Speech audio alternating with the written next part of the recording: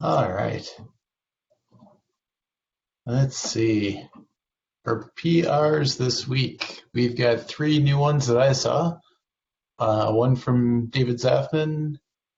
I don't know, is David here? He's probably, yeah, wasn't here. I don't remember exactly what he's working on, but something to do with the balancer with not needing CalPG up maps, I guess. So How do you know? he's improving the current logic of the way the upmap balancer works.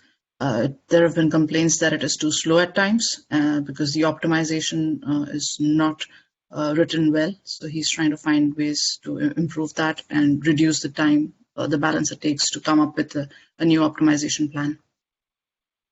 Fantastic. That sounds excellent. All right. Let's see. Uh, it looks like we've got a new one for the MDS for setting CPU affinity. Um, needs review. Okay.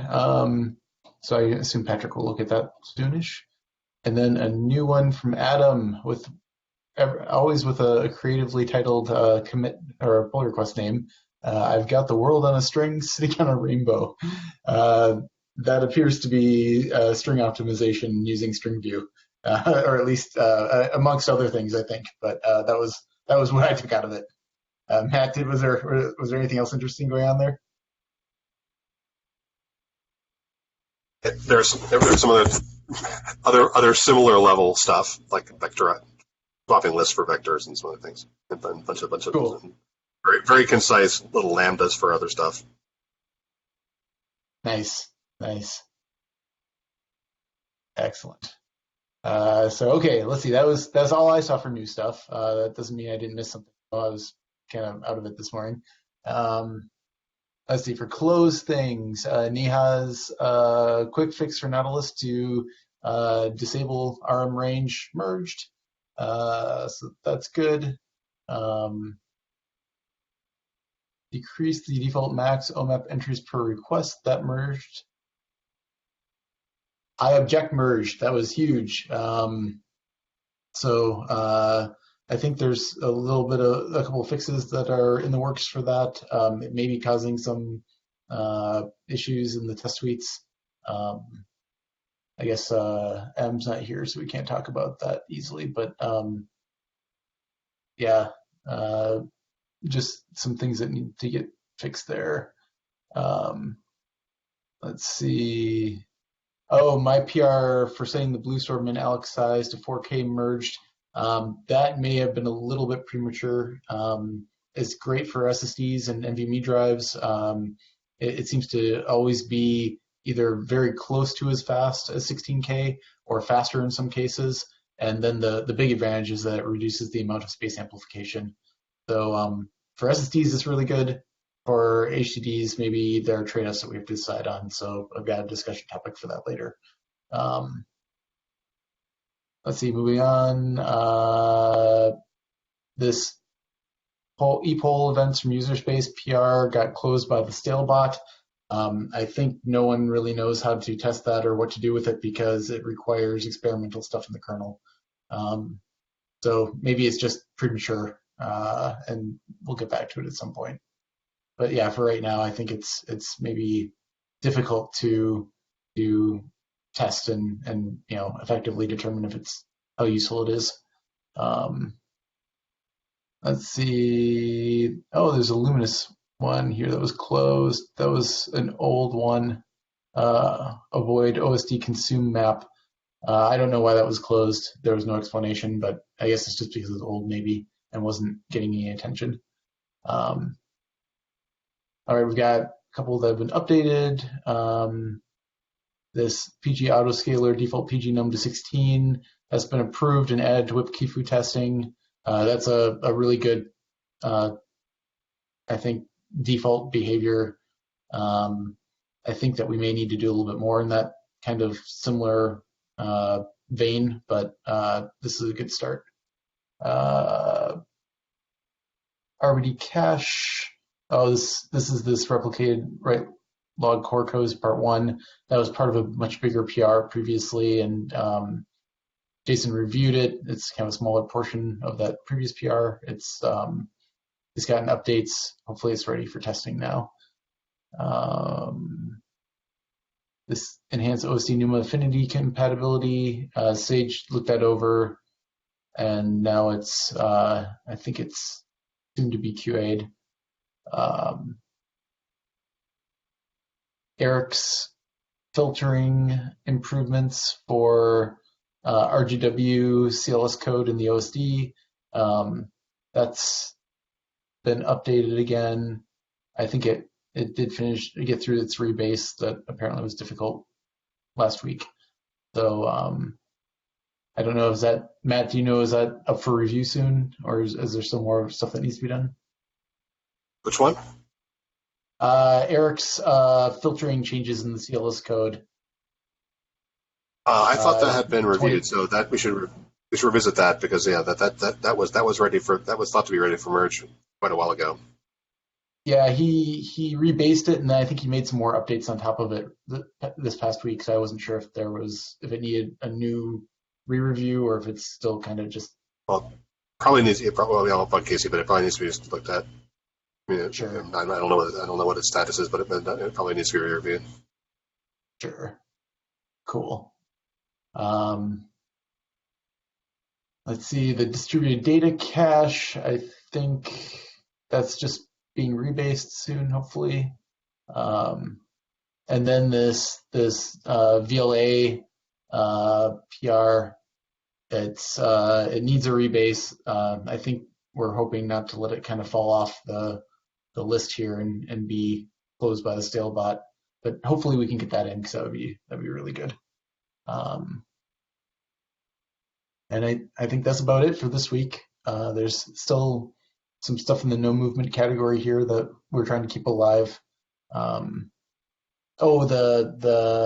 PR for the Onode cache pinned list.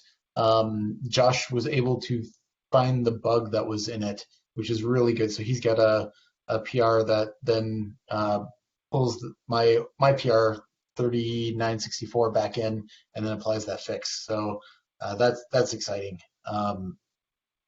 Thank you for looking at that, Josh. That was good to get your eyes on it. No problem. And then there's a couple other things here that hopefully we'll get in. The delete range fix for master. The MDS cache memory limit, that'll be good to get in. I did talk to Patrick a little bit about it, because I guess I hadn't realized they're not using the priority cache manager. They're kind of doing their own thing. So I think he wants to get something in quick, just to get it in so we can backport something. But I might take a look at that a little more closely, just to see if it would be easy to just use the priority cache manager for it, since we've got working code already. It'd be a shame if we didn't use it. Let's see what else. I don't know. I think Adam is still working on his sharding code and testing it with LTTNG to look for kind of latency changes, and why it in some cases is a little worse. So that's still kind of being worked on in the background.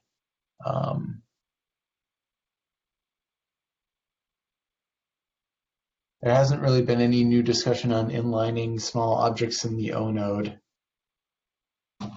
That might factor into some of the discussions on the 4K min-alloc size, though, possibly.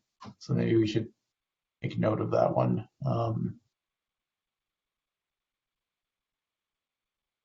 Yeah, not a whole lot else going on here that's been updated recently. So yeah, that's about it. Before we get into some of the discussion topics here, does anyone have any other PRs that they want to talk about, or actually any discussion topics they want to bring up? Looks like Adam Emerson's back. Maybe we could talk a little bit about the objector as your objector merge. Yes, absolutely. Looked like there've been a bunch of failures now in the Rados suite based on that, with the watch notify, and as well as some ordering issues. Um, Yeah, I am looking at that. I do not know why they are there because they didn't show up when I was running against Rados, but I will smash them out. okay, great. I think Sage is looking at maybe trying to temporarily revert in some testing runs just to get some other PRs in that are rather urgent. All right, then. Thanks for looking at those.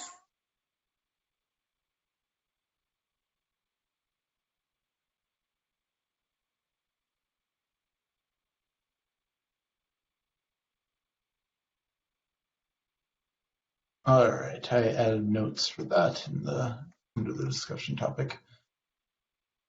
All right, should we talk about 4K min Alex size?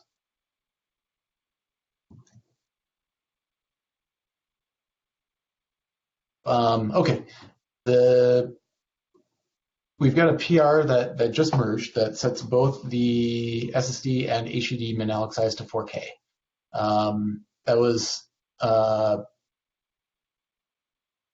kind of there just to kind of get discussion going on it. I probably should have marked it do not merge until we kind of had this under this discussion, already. But it's easy enough to revert it or partially revert it. So let's have a discussion now. I think both Igor and I have results for NVMe drives and SSD drives that make it look like it's pretty much a universally good idea to do this for SSDs at this point. It used to be slower, 4K min Alex size versus 16K, but now it looks like it's ranging from slightly slower in some cases to much faster in others, and the space amplification is so much better that for SSDs and NVMe drives it's kind of almost a no-brainer, I think. Does that, Igor, do you agree with that, or does that seem reasonable? Yeah, absolutely. Cool. So that's not very interesting. We know we should do it for that. So we'll leave that change in place. For hard drives, it looks like there are trade-offs here. And maybe Igor, do you want to present your findings or talk about what you've been seeing? Well, I'm not sure if it's very interesting to show these numbers. Just a minor amount of scenarios show better numbers than random writes. But others experience pretty significant performance drop, which makes the change pretty questionable. So actually we still have a question about having optimal location size or optimal way of keeping small objects in terms of space amplification. And it looks like for k-min log size is not the proper way for that. As well as I did some smoke benchmarking using 16K min log size, and it's still worse than 4K, up to 10% in some cases. Still not sure that's a good way of doing this. We also have a couple of PRs which try to keep small objects proxDB, which will reduce space amplification from one side, but will increase load for database from the other side.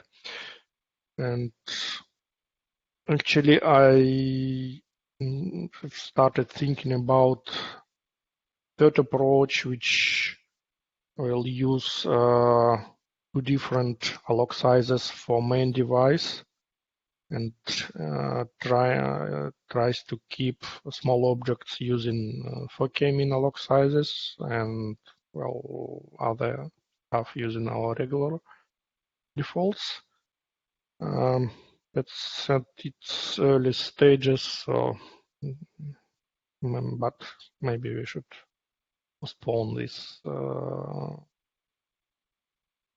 So postpone this discussion, this part of the discussion, until I have something to share. Oh, well, the idea is to have two allocators for main device with 64K and with 4K. We'll need some automatic probably rebalance in space if one of the allocator needs more space, as we had for BlueFS, as we have for BlueFS actually.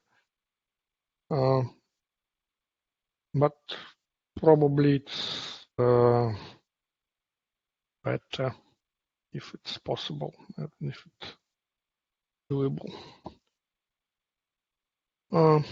That's it. So would your suggestion, Igor, be to just leave it at 64K for right now for hard drive? I'm afraid yes, because it's definitely okay. So that's a fight between space amplification and speed, which we can't predict in advance which user needs. So I'm afraid there is no good enough default for that. Well, it's better to leave it as is.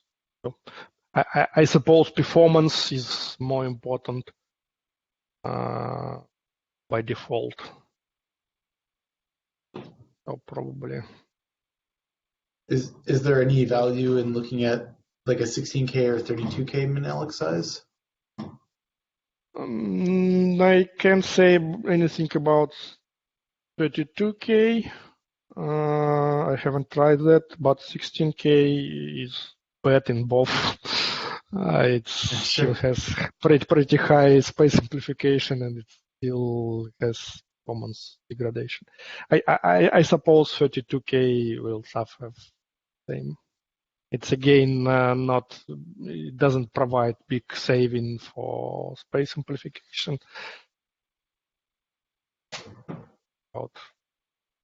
You mentioned that it still provided benefits for using 4K for random write workloads. A lot of people have only small random write workloads. So is it appropriate to use 4K in that case? Probably yes, but so 4K random writes show pretty good performance. Well, actually much higher than with defaults. But well, the question is how to handle mixture of loads when user have both 4K writes and larger stuff. And the second, how to configure this in advance or by default. So if user knows that he's going to use small objects and he's going to use 4K writes, it makes sense to set up 4K minlog size, but it complicates the configuration, and I suppose most users they don't know in advance as well. Yeah. And unfortunately, we don't have any means to switch from one to another other than redeploying the OSD, which is very painful as well. Yes.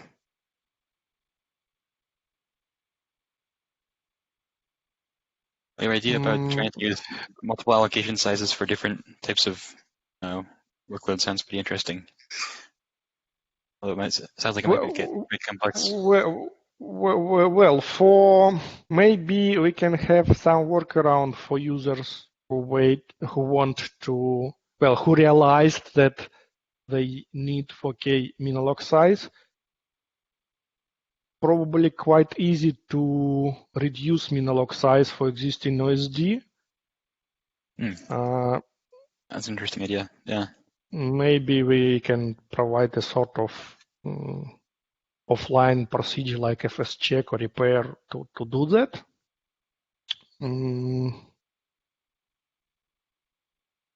Well, maybe an option to consider as well. Yeah. I think that would make a lot of sense. If we leave the default high, and if we're able to reduce it later dynamically, or even with an offline process, that would be a nice way out. Igor, I'm looking at some of your test results here, and I see when doing like large writes or reads, that's when we see performance lower with the 4K min-elec size. And I was wondering, do you know, is that due to fragmentation, like on the read side, or what is making? I guess what do we think are making the numbers slower or lower there? I think that's fragmentation, at least for reads. Yeah, I guess writes are slower too, though. Yes. So I'm looking at row 53, which shows more than 10 degradation between 4K and defaults.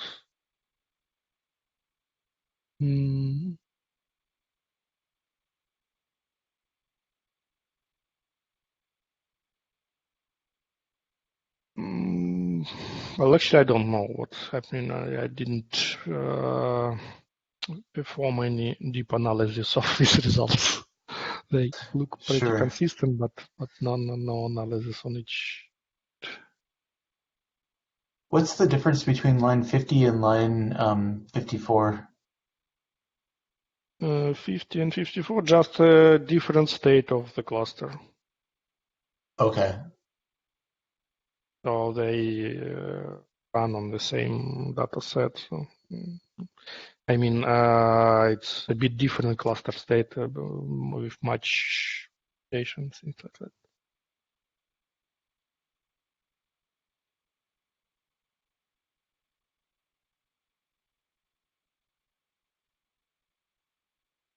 It's interesting that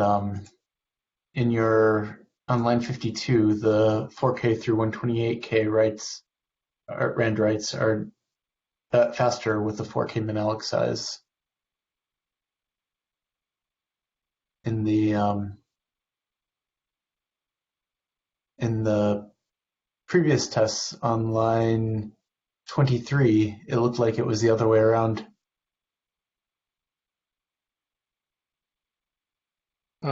Which is the previous line? So I'm looking at, I guess I'm looking at 52, and then I'm looking at, I guess I was looking at 23. Maybe I'm supposed to be looking at 31? I'm not sure. Or 34? 52 and 40, 44 or? No, I think I got, so I was looking at 23. So let's start out at line 23. So random write 4K through 128K. 23. Yeah. So then, in that case, the 64K min-elec size is faster. Well, for 23, it's slower. No, master is faster, right? Sorry, the default. Default is fast. Yeah. Yeah. And then I guess the next one I was looking at was 31. But in that case, then the 4K min-elec size is faster. Right. So for before 23, we fragment the cluster with previous random writes, while for 31, it's a fresh cluster pre-filled with 4 megabyte writes. Maybe that's the case. Okay. And then on line 34, it's also faster after some large, I guess, large reads. 34, yeah, and we probably reduce fragmentation by line 33 by performing 4 megabyte writes, and then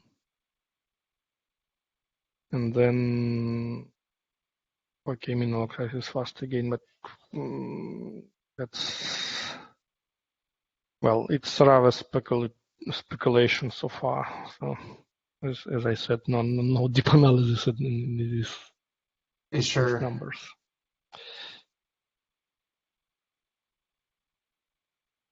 Yeah, It's also that's interesting interesting. that I guess a lot of the RBD workloads we see these days tend to be more on flash than hard disk, and we tend to see hard disk more reserved for RGW type workloads, where you don't get the random overwrites as, but you wouldn't necessarily have the same kind of read penalty.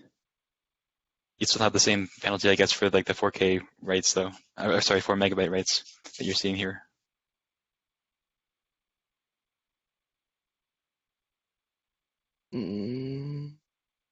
Would you say it again, please? I'm just thinking about like most of the use cases where we see hard disks today are for object workloads rather than block workloads. So that means that the like fragmentation in terms of writes for a single object wouldn't be a problem, but the impact on the large writes would still be an issue.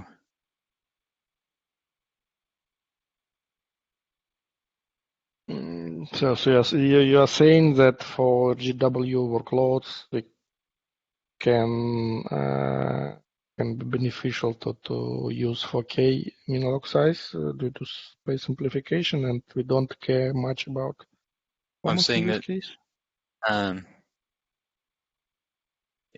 It has different effects for the RGW workload than for the RD one, because I guess we have kind of two sets of use cases of the object workloads. One with lots of small objects, where it looks like this would be a big win for the space amplification reasons, and for the throughput reasons for the really small objects like 4K size.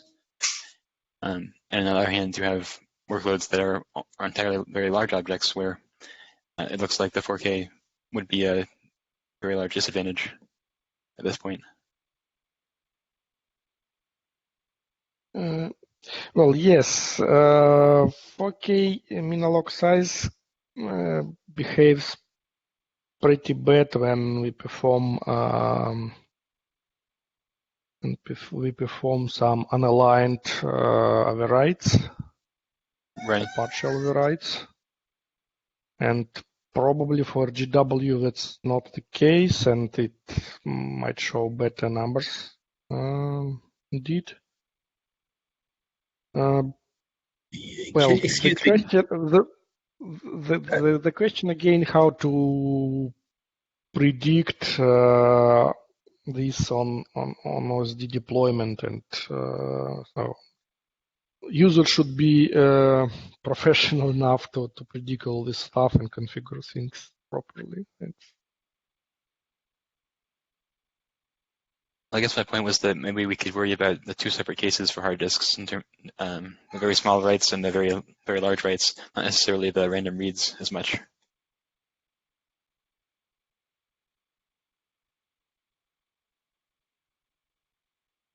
Well, yes, it makes sense to distinguish these cases, and that's probably why my suggested approach about having two different allocators might work fine. But we need to try that. Are you kind of thinking of an approach where maybe the user has asked, do you want an approach that favors reducing space amplification, maybe said in a more user-friendly way, that might be slower, versus a faster approach that might waste more space? Kind of, would that be the trade-off we'd provide in some kind of user-friendly way?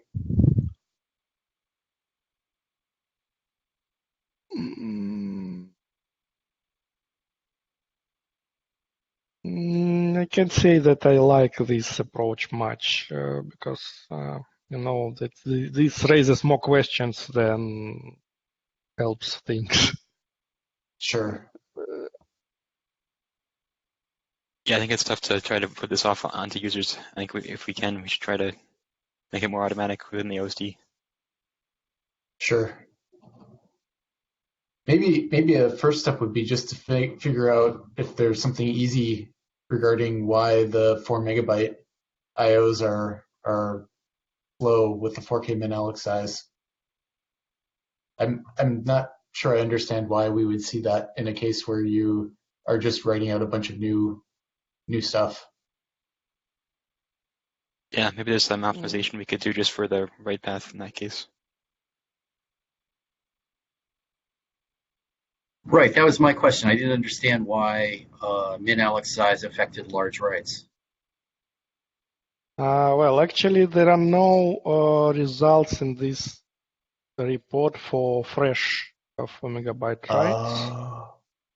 And I recall that when I performed some benchmarking using Radar's bench and it performed some fresh writes, it was beneficial for 4K as well, or at least it showed no degradation. I see, Igor. Yeah, sorry. Go ahead. But actually, that's a good question. Maybe I can spend some more time to investigate what's happening. Okay. Yeah, sorry. I just realized these are 4 megabyte overwrites and 4 megabyte reads of fragmented objects, right? Yeah. Okay. That's why it's slow. And in the 64K min Alex size case, we're still fragmented. We're just fragmented at 64K, in 64K chunks. So it's, reasonably fast at reading or writing them out. We're still doing a bunch of seeks. It's just not nearly as many as we do with, if everything's in like scattered 4K chunks all over the disk.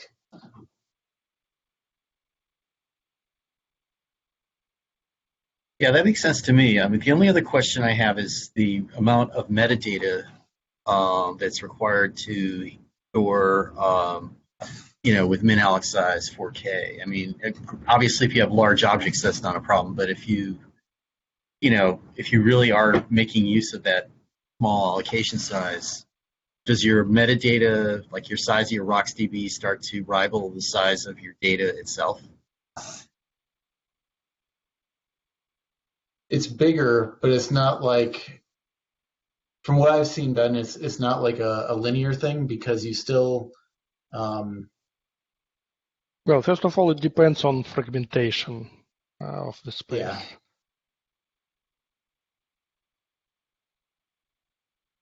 In the worst case, like if you were, really were creating objects that small or randomly writing some sparse RBD volume, could you get to a point where you really had to allocate a lot more? Well, you wouldn't be doing this for hard drives anyway, so I guess it sort of doesn't matter because you don't have to figure out the relative allocation of space to metadata versus data. So maybe it doesn't matter.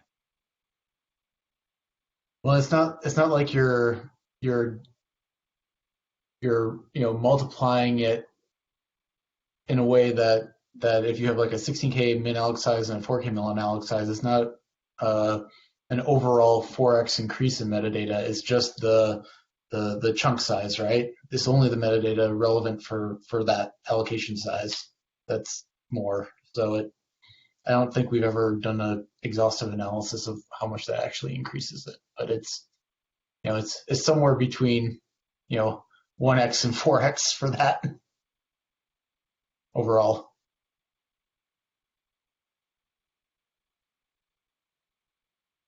But if you're talking just a small object, but for RGW, then the extra metadata isn't that much, right? Like for changing the allocation size for that kind of use case doesn't really change how much overhead there is per object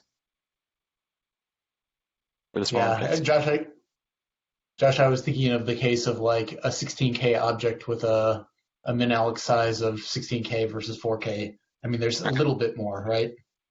Yeah. But only if I think only if it's fragmented though, right? If it's not fragmented, it wouldn't be any more at all, or at least very little more, I think, right? That seems right to me. Well, if it's not fragmented at all, it should be same. So, well, say we need to keep locations for 16K extent. For OK min-alloc size, we'll have 4. In the worst case, we'll have 4 extents, which is offset plus length. So 64 byte, 8 bytes plus 4 bytes, 12 bytes per extent. So That would be noise. yeah. Rounding error. Well, in the worst case, when everything is fragmented and then probably space amplification can be significant, but I don't think it's huge, very huge anyway. Kind of going back to Josh's point though, for RGW, where we could have an object like a 16K object, it shouldn't matter, right? Because people don't, do partial writes against them. It's, you just write the object out and then it's usually, you're kind of done, right?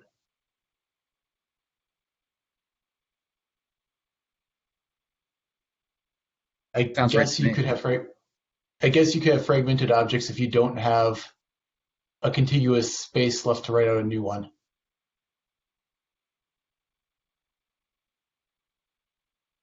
Yeah, you could construct a pathological case where you had all 4K objects and then end up deleting every other one. Yep, and then now anything new is just fragmented all over.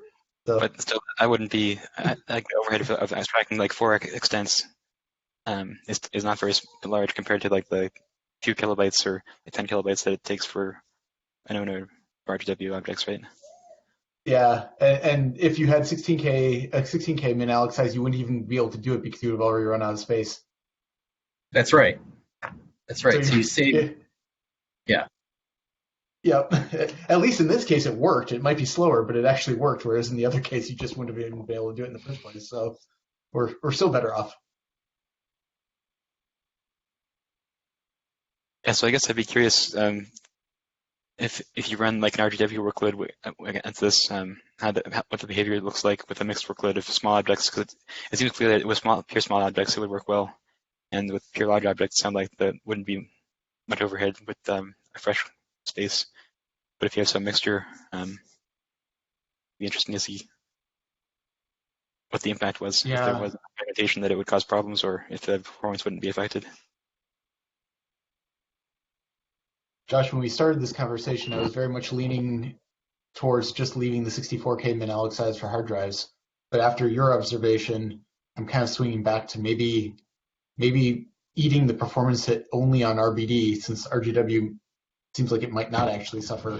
Maybe it is worthwhile to look at it again, or to leave it at 4K now. Yeah, I think it's worth considering, given that most RBD clusters these days are deployed on Flash. Or at the very least with SSD journals. Right. The problem with hard drives is that you have your metadata on a separate device from your data, and the metadata device may be way smaller. And so you start to have to worry about running out of metadata space. But that's the only problem I would see with having 4K on HDDs. But does that make sense to people? You're remember all the discussions we had about when BlueStore came out about, what guidance would we give to people about how big their their, RocksDB partition had to be. Yeah.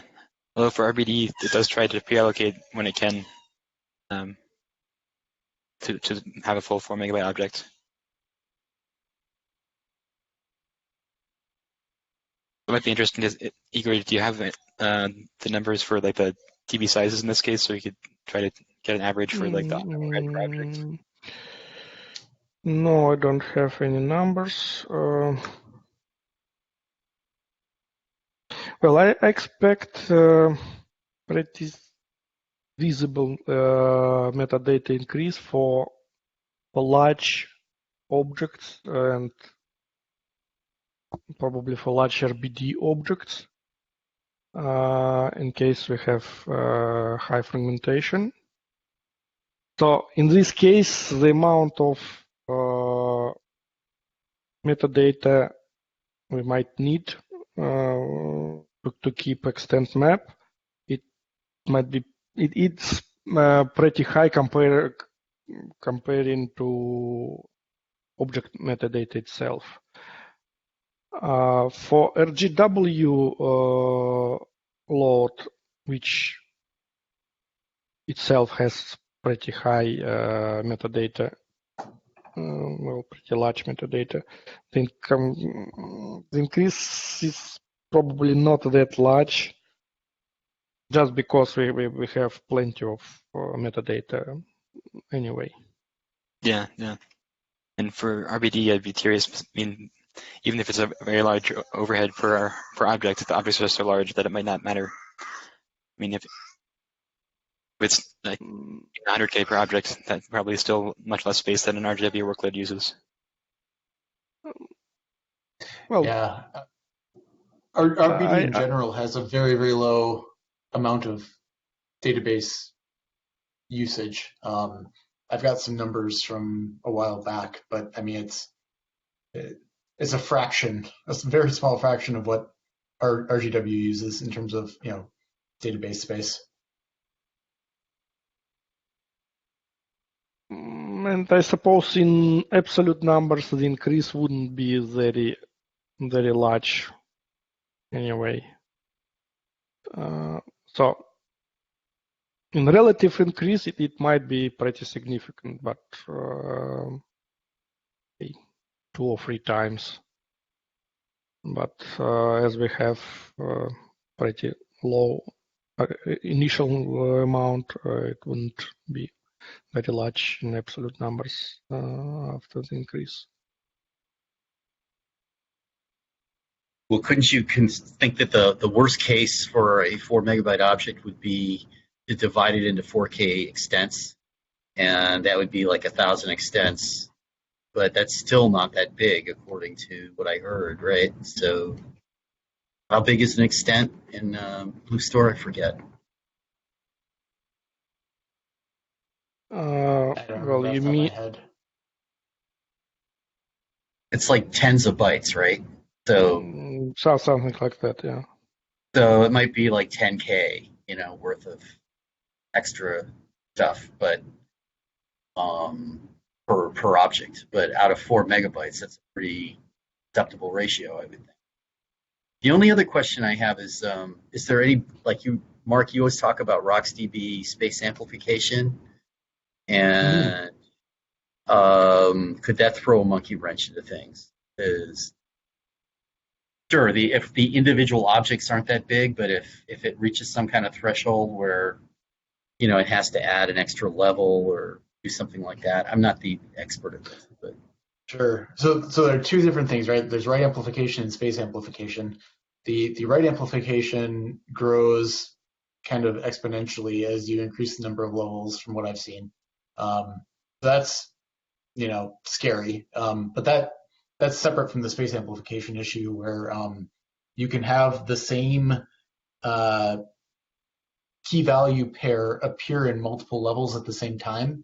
So as you add levels, I think you can get up to linear space amplification, but not necessarily. It may actually not be nearly that much in practice. I actually don't know. So you can have more space amplification as you increase the number of levels. But it's right amplification that actually grows significantly from what we've seen. Does that kind of make sense? Yeah, it does make sense to divide the two. And I mean, I assume that if there was going to be so maybe, I mean, if there was a problem with right amplification, wouldn't it show up in the tests that we're talking about here? Oh, absolutely. We see it all the time. That's actually one of the things that we see with the sharding work that Adam's done is that by reducing the number of levels that you have and kind of having parallel hierarchies that are shallower. In the test that I did of that, it looked like the right amplification is way less. That may not change space amplification. We may see the same amount of space amplification if you have three hierarchies that are 3 levels deep each. You could have a key. Oh wait, no, that might reduce it too. Because then it should only be in one hierarchy, so it'd only be 3 deep. So it could be limited to only 3 then. In practice, it might not matter though, because you may still only have like one copy of it in the database usually anyway. But it could maybe reduce the maximum phase amplification possibly. Sorry, yeah. Well, the sorry, answer, yeah. it was a vague question. I was just trying to see, make sure that it didn't sort of add some load to the metadata store that somehow caused it to inflate more than we thought it would. That's all. We did see early on in the Blue Store days that we couldn't that using a 4K min-alloc size was slower than a 16K min-alloc size, primarily because there was more metadata that needed to be written into RocksDB. And at that time, I think it was actually the encoding and decoding overhead that hurt us more than anything. But it was slower because of that.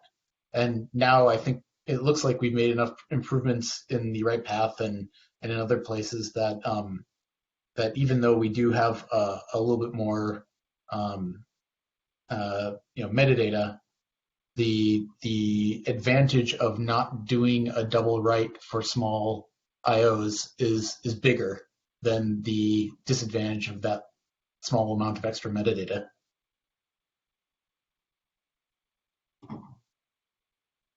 Sounds good. Thanks. Cool. Well, I was going to look up the chart I had for like sizing of the RocksDB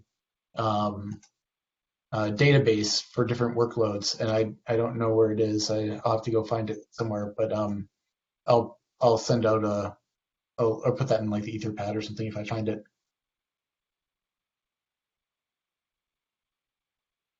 Any other comments or questions about this discussion? It sounds like maybe for now we'll just kind of do some more investigation and kind of see what it looks like when we do an RGW workload. Does that sound right, Igor? That seems to be the worst case. Sorry.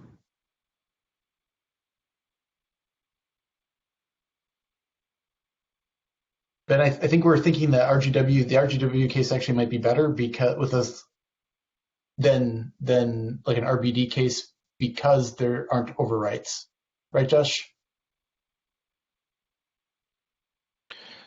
Yeah, exactly. But we'll still have a question how to deal with mixed workloads. So I'm not sure if it makes sense to do more investigation in RGW because it wouldn't resolve all the questions. So we should either, well, imagine we decided that for RGW it's beneficial, it's okay to have 4K min-alloc size. Then we should either provide some means to configure OSD manually, question user on initial deployment, on things like that, which is not the good way anyway. So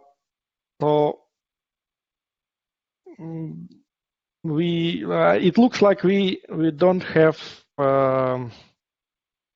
good enough approach for all the cases using when tuning this for 4K, well tuning minimal size.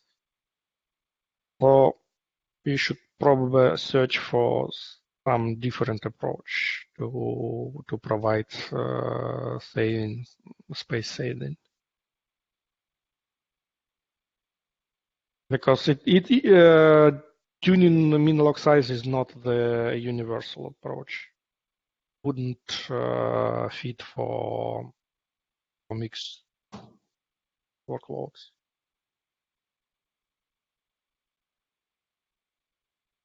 Yeah, I agree. It's not universal. I guess if in the kind of short term, if it makes sense to use the 4K for these kind of RDW workloads, though, where it's majority small objects, then you have the occasional large objects. How much impact there is from the fragmented space.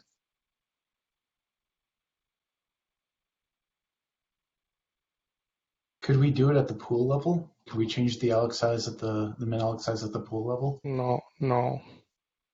It's specific to for instance.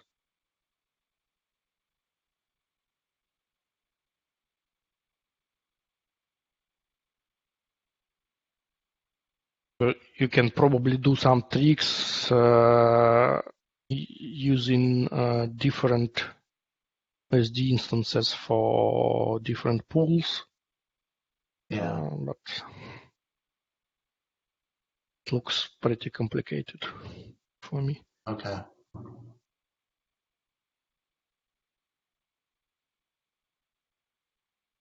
All right, well, we're basically out of time, so maybe we should pick it up again next week, and maybe we'll have more insight then. The only other quick thing I wanted to mention before we wrap up is that we are running tests on the new Intel nodes across all of the nodes. We're running into just a couple of issues. One of the Optane drives we can't get at. So hopefully we can figure out what's going on there. And then I think our switch may be knocking ports offline. I have the suspicion that there's maybe some kind of like DDoS protection, and we're pushing so much traffic across them that it's killing them. But we've got a request into our IT folks to look at the switch and tell us what's going on. And maybe we'll try to see if we can get them to just give us access so we can look at this stuff ourselves as well. But the good news is that we did get a couple of test runs in before that. With a bonding configuration, we can get up to about 65 gigabytes per second for reads across 8 nodes. So that's not quite 100 gigabit, but it's respectably up there, I'd say. Those were 4 megabyte reads. 4 megabyte writes was a little bit slower, around 48 to 50 gigabytes per second. So still decent, but room for improvement. I think it would be worth looking at non-bonded configurations where we are doing proper NUMA pinning with the cards on the same NUMA nodes as the storage and where the OSD is running. So we've just got some configuration to do there. In terms of IOPS, we're seeing about 2 million random read IOPS, 4K random read, and about I think it was around 1.2 to 1.5 million random write IOPS with 1x replication, not 3x. So not bad, not as much as the drives can do, and not as much as we can do in a single OSD configuration. So there's room for improvement there, but it's still kind of fun to see over 1 million IOPS both for reads and writes. So those are all very initial numbers, but we're in the process of working on and figuring out how to make them better. So that's about it for right now. Any questions on any of that?